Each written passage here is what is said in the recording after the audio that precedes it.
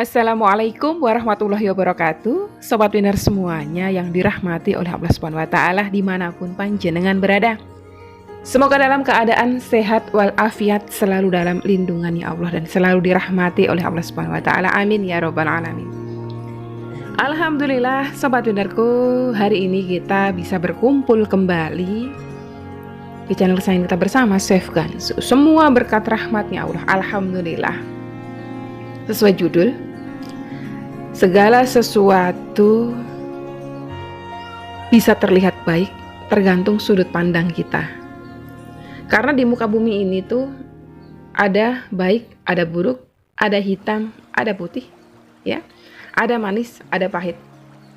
Tergantung kita mau memandang, melihat, merasakan dari sudut pandang yang mana. Semuanya akan jadi baik kalau kita pandang dengan hati dan pikiran yang baik. Maka untuk bisa menjadikan segala sesuatu di muka bumi yang kita hadapi, yang kita temui menjadi baik, kita harus melatih hati dan pikiran kita mulai dari sekarang untuk melihat segala sesuatu itu dari sudut pandang yang baik saja. Satu kisah di zaman Nabi Isa alaihissalam. Satu ketika Nabi Isa berjalan-jalan dengan murid-murid beliau. Tiba-tiba di satu tempat bertemulah dengan seekor bangkai anjing. Ya, mohon maaf saya sebutkan karena memang kisahnya seperti itu.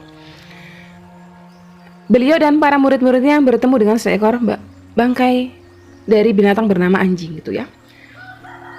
Murid beliau, salah satu murid beliau berkata, "Busuk sekali ini bau bangkai anjing ini." Tetapi kemudian Nabi Isa mendekati murid beliau tersebut dan mengatakan, "Tapi coba perhatikan, giginya putih sekali." Di situ murid-murid beliau mendapatkan pelajaran baru bahwa di dunia ini kita melihat segala sesuatu itu dari sudut pandang yang mana, itulah yang terjadi. Kita melihat sisi baiknya, giginya putih, baik. Ya. Kita tidak melihat ada kebusukan di sana. Tapi kalau kita hati dan pikiran kita lebih dominan kepada hal yang tidak baik, kepada buruknya saja, kita hanya melihat itu buruk, itu busuk gitu, tanpa melihat sisi baiknya giginya putih. Nah, dalam kehidupan kita sehari-hari, ya, sering sekali kita melakukan hal ini tanpa kita sadari. Contoh yang terbaru belakangan ini sedang viral satu case ya, satu kasus seorang tokoh besar sering muncul di beranda saya. Saya lihat sekilas, ngikutin nggak ngikutin banget nggak. Setiap kali saya muncul video tentang beliau, tentang ulasan tentang beliau, saya langsung buka kolom komentar. Dan ketika buka kolom komentar itu, naudzubillah min dzalik, astagfirullah, betul-betul di sana itu orang isinya ngehujat aja. Padahal sebetulnya beliau ini ya, tokoh ini mungkin ada salahnya dari isi-isi ceramah beliau. Tetapi yang menghujat itu melupakan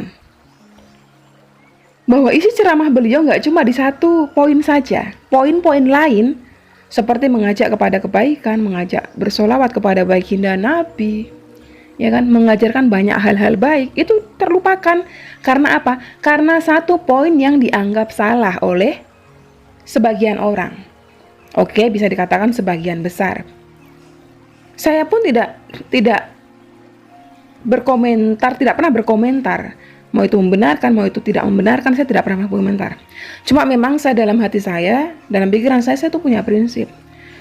Siapapun beliau orangnya, kalau beliau menyampaikan kebaikan saya pakai. Tapi kalau beliau menyampaikan sesuatu yang saya anggap salah, saya tinggalkan tanpa harus saya membenci beliau ini yang menyampaikan. Tanpa harus saya benci. Karena saya selalu berusaha melihat sisi baiknya ada kok. Kenapa kita berfokus kepada sisi buruknya? Berfokuslah kepada sisi baiknya. Beliau ajak kita melakukan kebaikan kok. Dan salah satunya saya mengikutinya sampai sekarang adalah bersolawat kepada baginda Nabi Muhammad SAW dari guru saya dan dari beliau ini. Jadi sobat winnerku, pintar-pintarlah menyikapi segala sesuatu. ya. Kalau misalnya ada sesuatu yang sedang viral ya, mungkin sesuatu itu dianggap tidak baik. Ya mungkin oleh diri kita sendiri juga dianggap tidak baik. Minimal nggak usah ikut menghujat. Minimal nggak usah ikut mengata-ngatai. Karena sepanjang kalimat kita ketikkan di sosial media orang tersebut atau di sosial media siapapun yang re-upload ya, seperti itu yang kerjaannya begitu tuh kan lambe-lambean tuh ya. Itu suka sekali kan. Itu tuh tempatnya mendapatkan dosa jariah. Jenengan ketika di sana satu kali hujatan, memaki di sana, mungkin setelah itu jenengan tuh lupa kalau sudah pernah memaki di sana. Sepanjang tulisan jenengan yang isinya makian, hujatan, hinaan, cemoohan masih ada terus sampai jenengan meninggal kelak, sampai masuk ke liang lahat. Setiap orang yang baca di situ merasa kayak sakit hati, gitu kan? Itu tuh dosanya mengalir terus pada jenengan. Jadi bijak-bijaklah berkomentar, bijak-bijaklah mengucapkan setiap kalimat yang keluar dari lisan kita. Setiap kalimat yang keluar dari jemari kita. Karena satu kalimat keburukan saja itu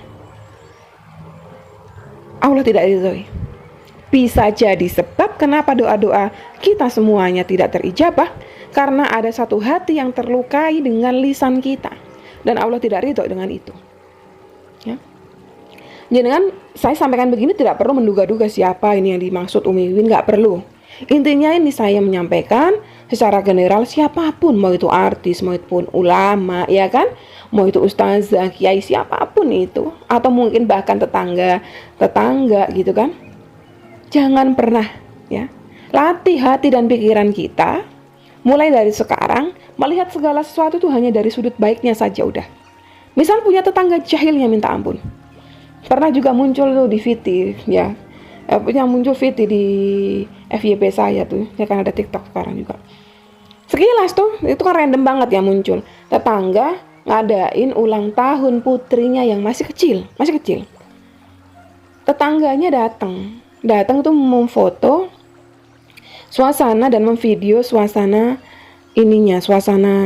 apa itu perayaannya. Di situ dituliskan caption, dibuat story lagi sama tuh orang tetangga ya. Ditulis caption, pestanya aja heboh kayak orang mantenan, ngundang apa penyanyi dangdut segala macam. Tapi lihat nih, makanannya kayak begini doang gitu. Nah, itu tetangga yang memiliki hajat karena melihat story tetangganya itu sakit hati. Kan? Sakit hati. Itu tetangga jahil banget tuh. Udah diundang masih juga ngehujat di sosial media. Ya ini kalau kita bisa lihat dari sudut pandang yang baik ya, tetangga yang punya hajat memandang dari sudut pandang yang baik, nggak akan sakit hati, nggak akan dibuatin VT. Kita anggap aja, alhamdulillah biar begitu dia datang ke acara saya. Dia datang menyelamatin anak saya ya, ngedoain anak saya. Ya sama halnya, tetangga yang tadi ngehujat itu kalau dia melihat dari sudut pandang yang baik, dia akan bukan berpikir nasi kotaknya kecil isinya cenek-cenek 500 perak itu sampai disebutin loh. Dia akan berpikir dari sudut pandang yang baik, ya alhamdulillah punya tetangga yang mampu menyenangkan hati anaknya yang masih kecil. Siapa tahu besok saya juga bisa melakukan yang sama atau bahkan lebih. Gitu. Ya kalau masalah senengnya tadi dengan apa ya, nggak berbanding terbalik dengan ininya, cara hiburannya. Ya alhamdulillah.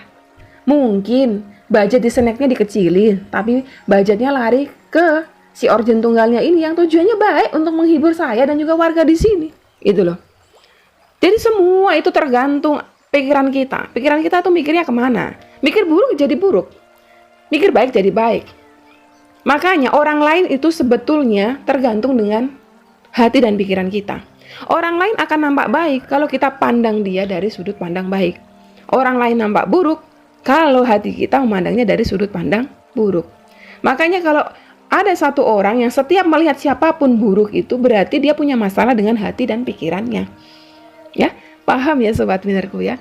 Jadi mulai dari sekarang kita semua belajar memandang segala sesuatu dari sisi baiknya saja. Kalaupun dari orang lain tersebut ada sisi buruknya, kita cukup tahu, nggak perlu hujat dan jangan tiru gitu loh. Jadi seperti yang sedang viral sekarang ya, seorang tokoh ada dipandang oleh sebagian orang, sebagian umat bahwa ada buruknya dari sisi beliau, tinggalin, udah nggak usah dihujat, nggak usah dibahas. Apalagi kita ikut menghujat di grup-grup kita sebarkan, kita share ke sana kemari ke seluruh sosial media kita. Ingat ya, dosa jariahnya itu akan mengalir terus. Ya, kita ingat-ingat saja baiknya beliau. Kita ingat-ingat saja ilmu manfaatnya beliau yang bisa kita terapkan dalam kehidupan kita. Yang nggak baik dari beliau, kita tinggalkan. Oke, Sobat Winderku, sampai di sini dulu yang bisa saya sampaikan. Semoga bisa memberi manfaat buat panjenengan semuanya. Mohon maaf jika ada penyampaian saya yang kurang berkenan. Wassalamualaikum warahmatullahi wabarakatuh.